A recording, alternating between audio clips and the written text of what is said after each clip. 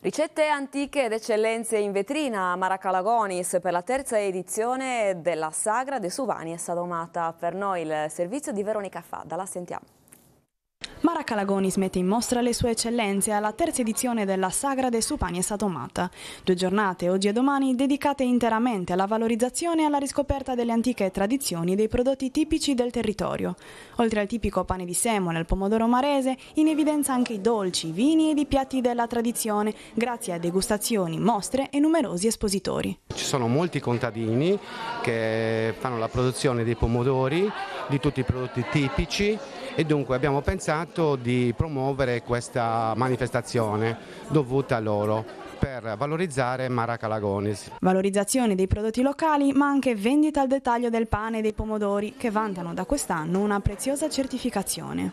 Con Laure Sardegna da giugno abbiamo riconosciuto il nostro pomodoro a livello ministeriale, cioè il nostro pomodoro è diventato prodotto agroalimentare tradizionale della Sardegna.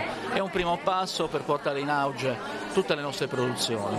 2 giornate quindi per riscoprire e tramandare gli antichi saperi e sapori. Fiore all'occhiello della sagra sta simbola fritta con pomodoro fresco, piatto forte della tradizione culinaria marese. Questo è un altro biglietto da visita che noi intendiamo continuare a promuovere, cercando di far sì che anche l'economia legata poi ai prodotti di questo territorio sia importante per il nostro paese. Adesso andiamo